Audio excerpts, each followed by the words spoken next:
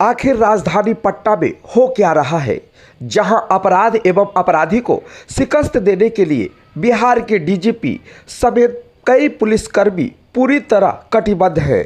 प्रतिदिन एक से बढ़कर एक योजनाएं बन रही है ताकि अपराध कम हो सके, लेकिन ना तो अपराध कम हो रहा है और ना ही अपराधी। फतुहा और नदी थाना क्षेत्र में जहां एक तरफ महिला को धारदार हथियार से काटकर जघन्य हत्या कर दी जाती है, वहीं मामूली पार्किंग एवं जमीनी विवाद को लेकर दर्जनों राउंड गोलियां चली, जिससे 2 की मौत घटना स्थल पर ही हो गई और 3 लोग गंभीर रूप से घायल हैं। इस घटना को सुनते ही घटना स्थल पर पहुंची पुलिस तो आक्रोशित लोगों ने उन पर भी पथराव शुरू कर दिया। 2 लोगों की मौत हो जाने के बाद आक्रोशित भीड़ ने आरोपी के घर और कमेटी हॉल को आग के हवाले कर दिया है, जहां पे पुलिस ने फायर ब्रिगेड टीम को सूचना दी। जहां एक तरफ अपराध को नियंत्रण करने के लिए पटना पुलिस लगातार अपनी पीठ थपथपाती है, वहीं जाप के सुप्रीमो व पूर्व सांसद राजेश रंजन उर्फ पप्पू यादव ने बिहार सरकार एवं विपक्ष पर आरोप लगाते हुए कहा कि ये सभी राजनीतिक नेता 2024 और 25 की तैयारी कर रहे हैं। भाड़ में जाए बिहार और भाड़ में जाए बिहारी। ना तो इन्हें जनता की कोई फिक्र है और ना ही पुलिस प्रशासन को अपनी वर्दी का। जैसे जिसको मन में आ रहा है, बिहार का लॉ एंड ऑर्डर राम भरोसे चल रहा है। देखना यह होगा कि बिहार में डीजीपी किस तरह से अपराध को नियंत्रण करते हैं, क्योंकि जिस तरह से पप्पू यादव ने आरोप लगाया है कि बिहार का कानून व्यवस्था राम भरोसे चल रहा है, तो यहाँ पे पूरी तरह से बिहार के डीजीपी की खुली चुनौती पप्पू यादव ने दे डाली है। अब देखना यह होगा कि बिहार में अपराध किस तरह से रोकथाम होता है।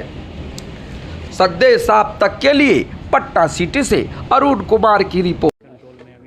जेठली गांव में हम लोग आए हुए हैं। यहाँ पे रेड चल रहा है। हम लोगों ने करीब 7 लोगों की अरेस्टिंग कर ली है। इसमें और लोगों को भी जो ये लोग घटना में शामिल थे उनकी आइडेंटिफिकेशन करके रेड चल रहा है। कंटिन्यूस रेड चल रहा है। जो भी कल्प्रिट है उनको छोड़ा नहीं जाएगा। उनकी अरेस्टिंग जल्द से जल्द सुनिश्चित की जाएगी। लेकिन सर कैजुअल्टी अभी कितना हुआ है?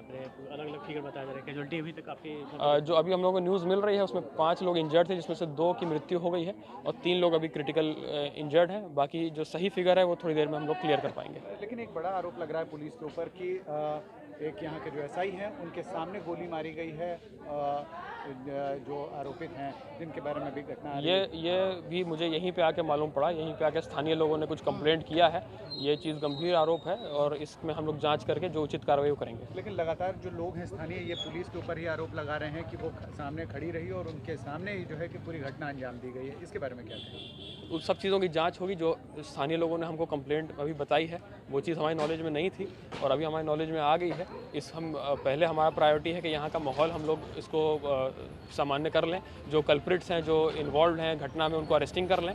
और ये भी बात जो स्थानीय लोगों ने बताई है, इस पर भी हम लोग जाँच करके शुरुआती मामला क्या निकल के आ रहा है सर? शुरुआती मामला किस विवाद का है?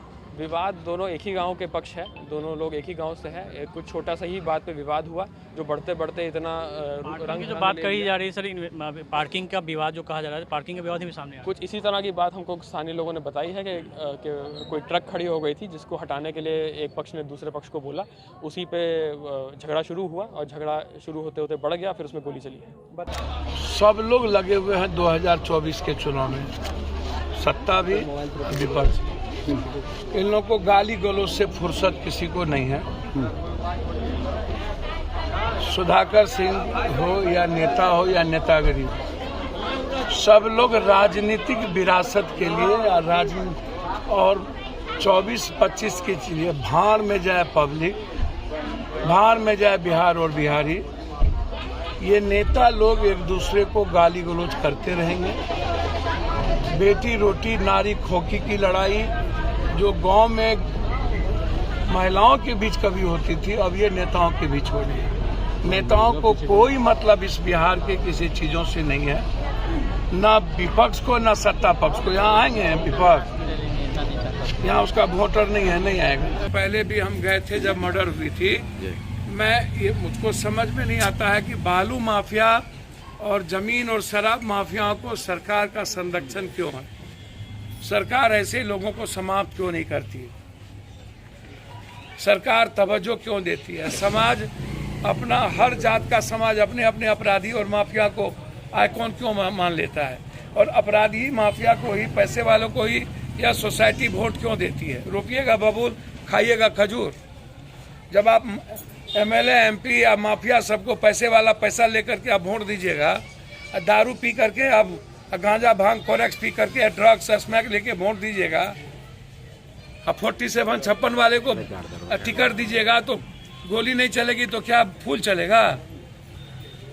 जो उमेश राय लगातार घटना कर रही है, अगले बार भी उसने एक बच्चों को मारा था, फिर उस पर अभी तक कार्रवाई क्यों नहीं हुई। और आज भी तीन आदमी को गोली लगी, एक मर चुका है।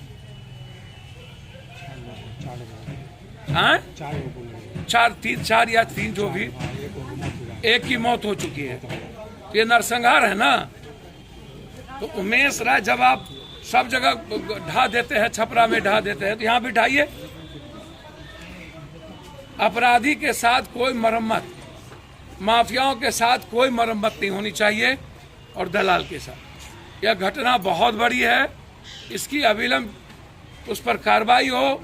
उमेश राय से लेकर उसके पूरे परिवार को इन्वॉल्व किया जाए और उसको जेल में बंद कर स्पीडी ट्रायल किया जाए। जो मरे हैं उसको 20-20 लाख का मुआवजा दिया।